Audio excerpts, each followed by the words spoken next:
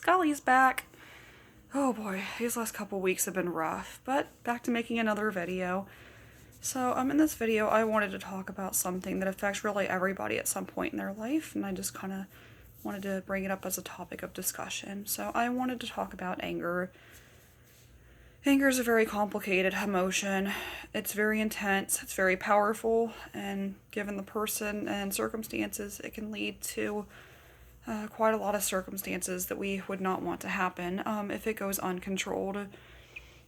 Anger is a very intense emotion because, like some things, if it gets strong enough, it can trigger the fight or flight response. So people can find themselves doing things when they're angry that they feel they wouldn't normally do if they weren't.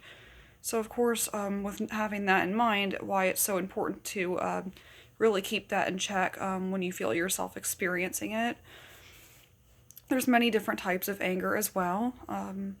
People getting angry at situations, circumstances is very common. It's a very normal emotion, so long as you just don't let it get the best of you, of course. There are people that they can feel anger and maybe they're not even sure why, because it could be something that's kind of more like the unconscious mind more than the conscious mind. And another very common one that a lot of people probably don't think of is it's called displaced anger, where you are angry and you have a reason to be angry, but it may not fit the situation with which you find yourself getting angry.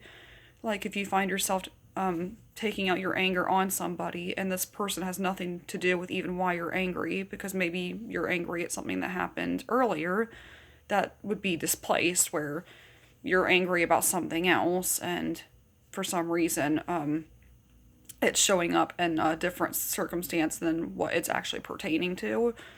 And I feel like that could happen in a lot of, things. A lot of people who work various jobs, like customer service, for example, probably see that a lot. And it can cause a lot of stress, a lot of discomfort. I personally don't like feeling angry at all because it's a very, very strong emotion, and it's just so overwhelming, and I just don't like feeling that pressure build and build and build. So keeping that in check is a very, very important aspect in being sure it doesn't wreak havoc on your life.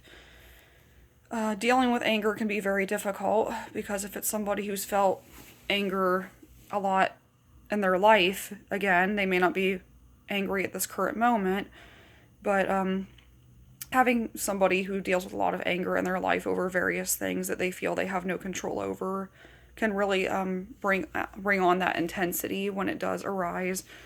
And then there are other kind of medical conditions that, when combined with anger, can intensify it. There are certain mental disorders like PTSD where anger can really kind of manifest a lot, sometimes with depression and can. For some mental illnesses, it can be more irritability than anger. Sometimes the two can be related, and sometimes they are not related.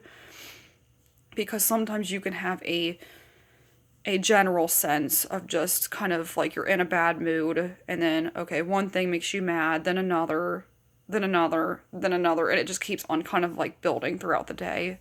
So really kind of getting that baseline mood back from that can be very difficult if you feel like everything is kind of setting you off. Dealing with it can also be difficult because sometimes if you are in just a genuinely irritable mood, you can feel like it's everything else, like everybody making you mad. Like you can feel like it's not your fault, which, sometimes if you have irritability, it is kind of random like that, but it's easy to assume that you're angry because other people are setting you off rather than having already irritable mood and then stressful situations on top of it. So that can make it harder for you to go about your day, and then if you have friends and family, they can feel like you're short with them throughout the day and not know why either, if they don't know what's going on with you, or if it just seems like you're just in a bad mood. And then, of course, they're going to possibly want to know why, and you may not even always know why. And sometimes even hormonal related things, like, for people that are menstruating, and hormones with that can make it more intense. And then it's kind of, sometimes it can be difficult to know that that's actually what's causing it, rather than, again, things that are going on around you. So anger is actually a pretty big problem for, not everybody, but for some people. So, at what point do you realize it's kind of wreaking havoc on your life and that maybe something needs to change? So how exactly do you go about something like that? Well, like anything, I think the first step is kind of just acknowledging that it's there, acknowledging that it's an issue, because once you're aware that it's a problem, that makes it easier to know that it's a problem and want to make some changes with that. So, okay, well, that's a good first step. So, what happens after that? Well, some of it can take some detective work if there's various people that can be making you angry. Now, again, it could be if you're in a bad mood, but if it's somebody, like relationship wise, if it's somebody who's not a very good friend to you and they make you mad a lot, that may not be a very good friendship. Your anger could be more gravitated around that person or those situations. It could be work, or it could just be maybe when people say certain things, because getting upset in various situations in life is normal. But sometimes there are times, like especially with conflict, that's a normal circumstance for people to be upset or even angry. But sometimes even in conflict, people can maybe be okay until they have somebody who, maybe there's a certain phrase that they said when the person's angry.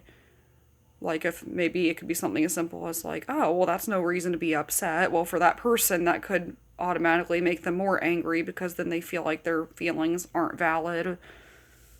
It could make them feel like they have no reason to be angry, and in their mind, maybe they do. And then it could just really kind of be just interacting with people and feeling like you're not understood. And sometimes various periods of time in your life, like I feel like a lot of kids that have parents that divorce feel a lot of anger about that because they don't know why things happen the way they did, and they don't feel like they have a lot of control over it. So that's a pretty big example as to like when people are upset or angry, when they have no control, they feel they have no control over things. And I know I made a video about how change can be difficult in general for some people. If they feel they have no say in it or things are happening very suddenly, that can trigger a bunch of negative emotions.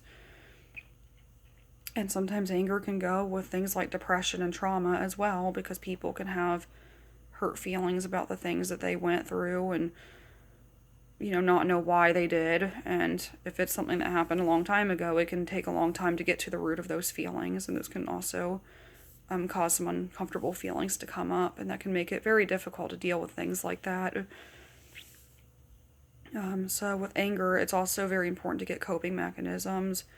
I feel that anger is like a lot of emotions where it's not really so much that you can't have the emotion, it's just finding a more positive outlet so that you can release these feelings in a healthy way. Because when you bottle up feelings, it's not healthy for you.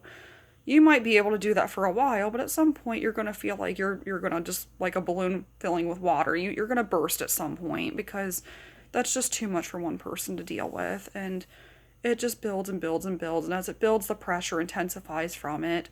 So you do want to be able to acknowledge your emotions and cope with them in a healthy way so that you can release them, but also, not take it out inappropriately or upset maybe other people or get yourself, you don't want to get yourself in trouble at work or anything like that.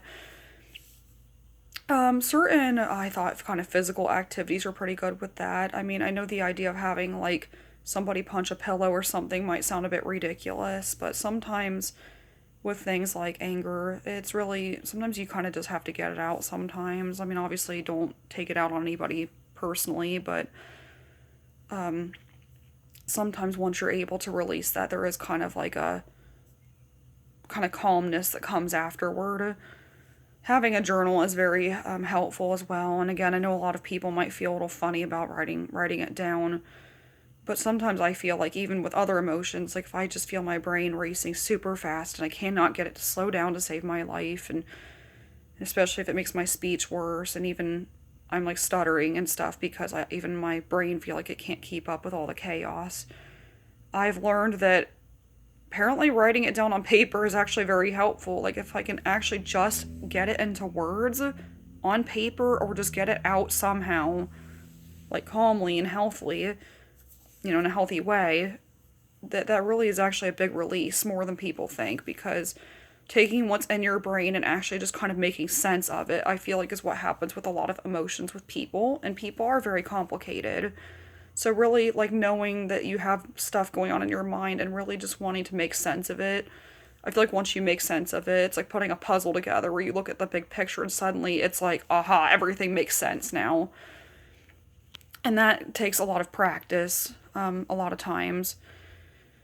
Anger is one of those things that it can be a difficult emotion, but it can also keep people alive. It's how some people who've dealt with severe trauma have survived. So it can be helpful, just like anything your body does, but just be sure you keep it in check and you find healthy ways to deal with your anger. That way you can control your emotions rather than letting them control you, because they are yours and you want to own them. That way you can live happily and keep things going. But until then, have a great day, everybody.